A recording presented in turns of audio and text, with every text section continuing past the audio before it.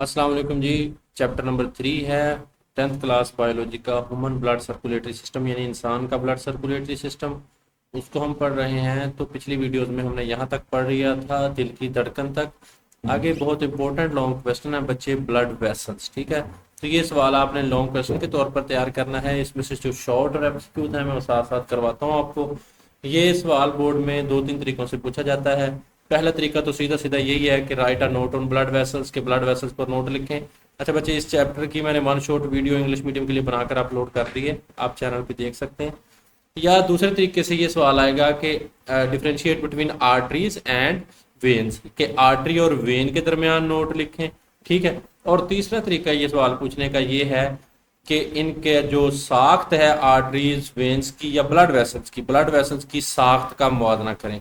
तो फिर आप जवाब तीनों का एक ही है, उसमें भी आप आर्टरीज लिखेंगे, कैपिलरीज लिखेंगे और वेन्स लिखेंगे। ठीक है, तो इन चीज़ों को हम इस छोटे से लेक्चर में देखेंगे। इंपॉर्टेंट टॉपिक है बच्चे, पिछले के साथ लिंक करता है। अच्छा बच्चे, आपको पता है कि जो ब्लड वेसल्स हैं उनकी तीन इकसाम हैं। ठीक है, सबसे पहले हैं आर्टरीज। आर्टरीज क्या करती हैं कि ये खून को दिल से दूर ले जाती हैं। दिल से दूर ले जाने का मतलब ये है कि जब दिल में ऑक्सीजन वाला खून फेफड़ों से ऑक्सीजन लेकर आता है, हमने पिछले लेक्चर में पढ़ा था, तो ये जो दिल का बायां एट्रियम है इसको पंप करके अयोटा के जरिए पूरे जिस्म में, यानी कि ये बहुत बड़ी आर्टरी है और सब आर्टरीज में खून चला जाता है। ठीक है, तो ये आर्टरीज का मतलब ये होंगी कि ये दिल से खून को दूर लेकर जाएंगी। और जो वेन्स होंगी बच्चे, ये खून को दिल की जानब लेकर जाएंगी। यानी कि जो हमारा डीऑक्सीजनेटेड ब्लड होगा, जिसमें कम ऑक्सीजन होगी, उसको ऑक्सीजन डलवाने के लिए दिल के दाएं खाने में, ठीक है, यहाँ पर दाएं एट्रियम में लेकर आएंगी। ठीक है, हमने पढ़ा था सुपीरियर वेना केवा और इंफीरियर वेना केवा, ये वाली वेन्स है। ठीक है, ये दिल की तरफ आ रही है। वेन से ये आप लगा लें कि ये दिल की तरफ आ रही है, पिछले लेक्चर में बड़ी डिटेल से देख लिया था हमने इसको। ठीक है, तो ये दिल की तरफ आ रही है और फिर यहाँ से दिल, आपको पता है कि फेफड़ों की तरफ खून को भेजेगा, ये बायां दायां एट्रियम। ठीक है, और फिर फेफड़ों से खून ऑक्सीजन डलवाकर इस तरह का सुर्ख होकर इधर आ जाएगा बाएं एट्रियम में और फिर इसको आर्टरी में पंप कर दिया जाएगा। तो ये फिर वेन का फंक्शन होगा। तो आपने अगर फर्क आएगा तो आपने दरमियान में लाइन लगानी है बच्चे, आर्टरी और वेन के दरमियान। वैसे शॉर्ट क्वेश्चन भी बड़ा इंपॉर्टेंट है। ठीक है, कि आर्टरी और वेन में क्या फर्क है, तो फिर आपने इसमें ये थोड़ा थोड़ा लिखना है। ठीक है, और आर्टरी और वेन के दरमियान जो राब्ते का काम करती हैं छोटी छोटी सी नसें होती हैं जो, ठीक है, उनको हम कहते हैं कैपिलरीज। तो ये सबसे छोटी ब्लड वेसल्स हैं जो आपको आपके हाथ में भी नजर आ रही होंगी। ठीक है, छोटी छोटी होती हैं, बिल्कुल आर्टरी और वेन के दरमियान राब्ते का काम करती हैं। चलिए अब जल्दी से मैं इसका स्ट्रक्चर आपको समझा देता हूँ इन सब का, कि आर्टरी और वेन में क्या फर्क है, इनके जो स्ट्रक्चर है, इनकी साख्त में क्या फर्क है तीनों की। तो इनका स्ट्रक्चर अगर आप देखें तो बेटा ये इस तरह होगा। ठीक है, अगर इनका आप देखें, ये दिल से आ रही हैं। ठीक है, मुख्तलिफ टिश्यूज की तरफ लेकर जा रही हैं आर्टरी जो है, तो दिल से दूर लेकर जा रही हैं, और ये जो वेन है ये दिल की तरफ लेकर जा रही है। और इन दोनों के दरमियान जो राब्ते का काम कर रही है वो हमारी क्या है, कैपिलरीज हैं, ये छोटी जो हमारी ब्लड वेसल है। ठीक है, तो इसमें ऑक्सीजनेटेड ब्लड होगा जो दिल की तरफ दिल से लेकर खून को तमाम हिस्सों में जाएगी, क्योंकि तमाम हिस्सों को ऑक्सीजन वाला खून चाहिए। और जो दिल की तरफ जाएगी वो दिल से ऑक्सीजन डलवाने के लिए कर जाएगी, जो कि दिल फेफड़ों से डलवा कर देगा। ठीक है, तो ये इस तरह हमारी जो है ये काम करेंगी। तो ये इस तरह क्या है बच्चे, हमारे जिस्म में ये जाल फैला होता है आर्टरीज का और वेन्स का, पैरेलल एक दूसरे के ये चलती हैं। तो हमने डिस्कस करना है इनका स्ट्रक्चर। देखें बच्चे, स्ट्रक्चर देखें, आर्टरी का, वेन का, और ये है कैपिलरी। ठीक है, तो आर्टरी का देखें कि आर्टरी में क्या क्या होता है। सबसे पहले इसकी जो बैरूनी तय है ये कनेक्टिव टिश्यूज की मिलकर बनी होती है। ठीक है, और इसके अंदर ये वाली जो तय है ये स्मूथ मसल्स की मिलकर बनी होती है। जो स्मूथ मसल्स होते हैं ये हमारे जो डेलिकेट आर्गन्स होते हैं, ज्यादातर जो छोटी आंत बड़ी आंत इस तरह वहां पे मौजूद होते हैं। और जहां पे बच्चे खून बहता है उसको हम ल्यूमन बोलते हैं। अब ये वाला एरिया जहां पे खून ने गुजरना है, तो समझ लें कि ये एक किस्म का जो है इनके लिए रास्ता है खून गुजरने का, इसको हम ल्यूमन बोलते हैं। ठीक है, और ये वाली जो है अंदर वाली स्ट्रक्चर है ये है एंडोथीलियम। एंडो का मतलब होता है अंदर। ठीक है, तो ये देखें, ये आर्टरी में भी मौजूद है और यही कनेक्टिव टिश्यू वेन में भी मौजूद है।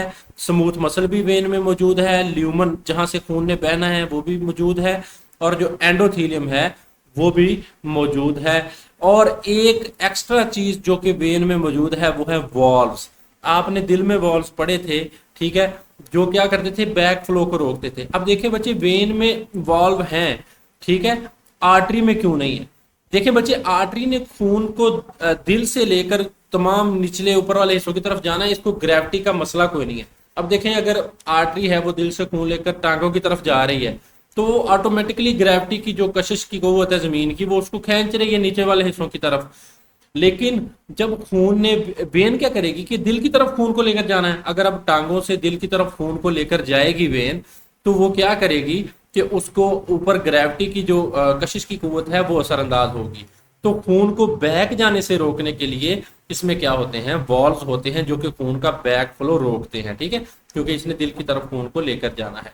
उसके बाद बच्चे जो है कैपिलरी, उसमें आपको सिर्फ एक ही तह नजर आ रही है, वो क्या है, एंडोथीलियम है। इसका साइज बहुत छोटा होता है, इसलिए इसकी तह भी क्या है, ये एक ही है कैपिलरी की, ठीक है। इसमें सिर्फ क्या होता है, एंडोथीलियम होती है।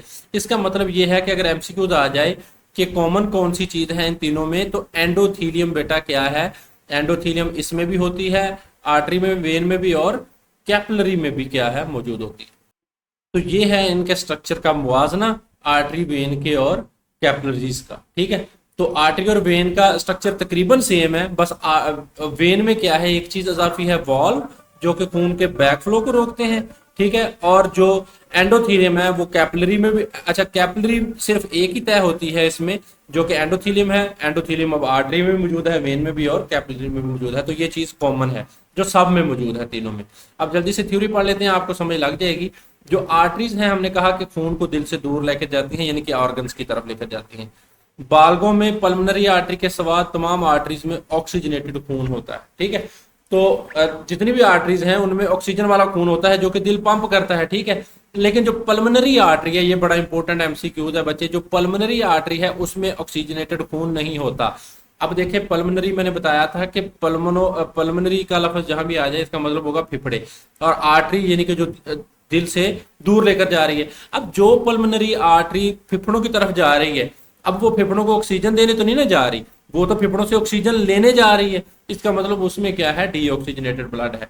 तो आर्टरीज की मोटी दीवारों में 3 तह हैं। सबसे अंदरूनी तह है एंडोथीलियम, अगर हम अंदर से बाहर आए, ठीक है, तो ये अंदरूनी तह है, एंडोथीलियम है। दरमियानी तह स्मूथ मसल्स और इलास्टिक टिश्यूज की बनी हुई है, ये जो स्मूथ मसल्स की बनी हुई है, ये वाली दरमियानी तह है, ठीक है। उसके बाद है बैरूनी तह है, वो कनेक्टिव टिश्यूज की बनी हुई है। उसके बाद आर्टरीज का अंदरूनी खला जिसमें खून बहता है उसको हम ल्यूमन कहते हैं। तो इसको आपने एमसीक्यू के तौर पर भी याद रखना है, जहां पे खून बहेगा इसको हम ल्यूमन बोलते हैं।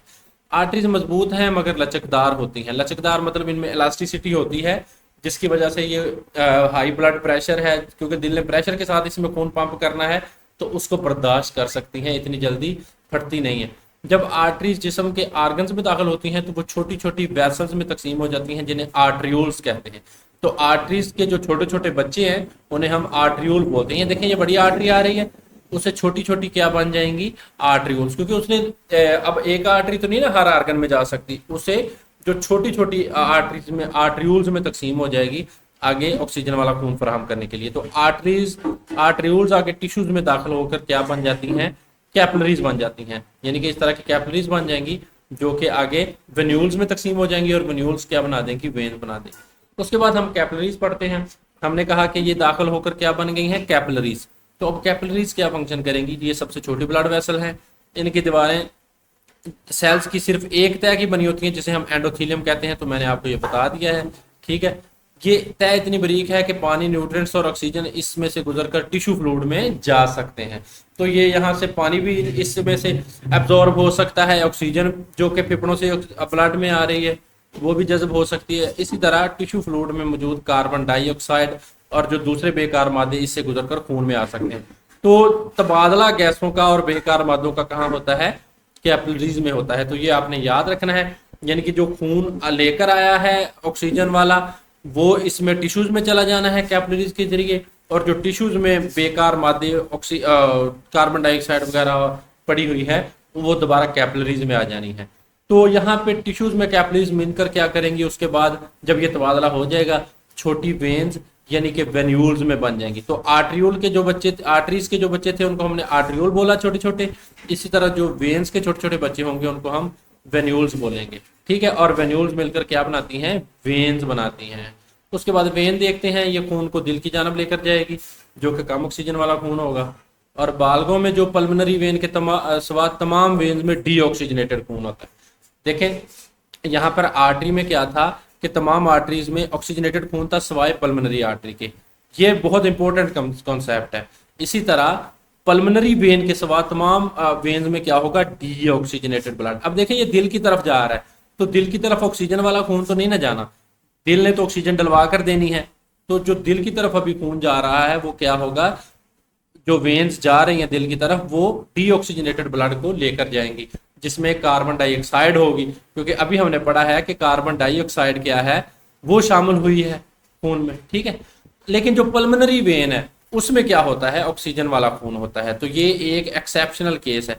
पल्मोनरी वेन, पल्मोनरी का मतलब है फेफड़े, वेन जो दिल की तरफ आ रही है।